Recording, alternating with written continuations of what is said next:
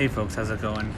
Judgio here with a little, I guess this is going to be like an audio vlog. I'm going to put it over some video of me riding around Medellin, Colombia. And I want to talk today a little bit about how the altitude is going to affect you on your next trip, to anywhere really over 5,000 feet. If you're living at 5,000, starting rides at 5,000 and going up to 10 or 12.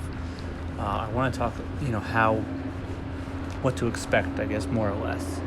And I can tell you it affects recovery most. And what I mean by that is you're always reaching and recovering as you ride. You're on the bicycle.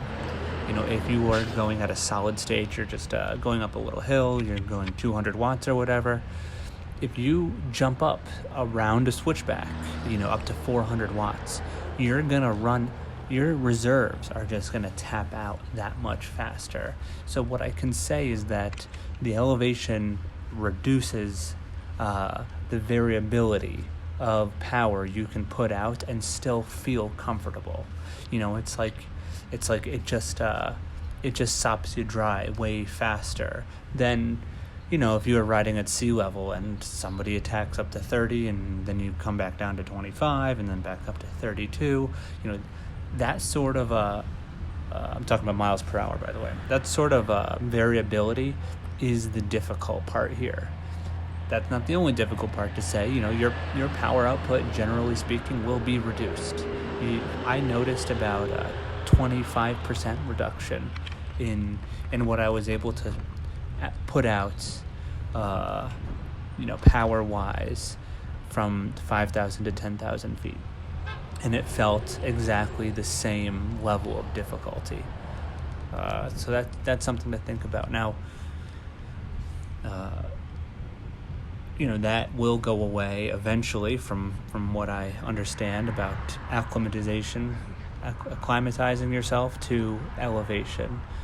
Your body will compensate with increased red blood cells, but that takes 6 weeks. But it's definitely it's best to train at sea level and then live at elevation.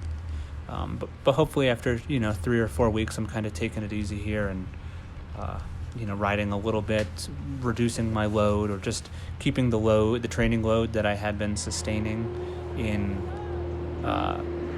Florida at sea level, keeping it the same and not overreaching and just staying consistent until I fully acclimatize. And then, because if I really tried to do any serious training without acclimatization, it'll be a disappointment, I think. And I just don't think I'll be getting the benefit either. I don't know of any studies that say, flogging yourself at 10,000 feet, where your power is less, where that's, beneficial to building some of the necessary, muscle that you need on the bike. It might make you better at riding at 10,000 feet, but, those are your, whether or not that's a goal you want to achieve, that's up to you. It's going to depend on your specific. So the heat here in Medellin, I would say it's pretty dry. You have to hydrate properly, as you do anywhere, but it's not really oppressive. With the lack of humidity, your body is really able to cool itself effectively. In places like Thailand, where the humidity is 95%, and if you go all out, your body's a little bit more susceptible to being impacted by too much heat. But here I feel like that's not an issue. It doesn't seem like, and you're at elevation too, so you're not generating as much power, less heat byproduct, I assume. So it is a bit more comfortable here. As far as hydration goes, always over-drink beforehand, and then bring water on the bike and drink before you're thirsty.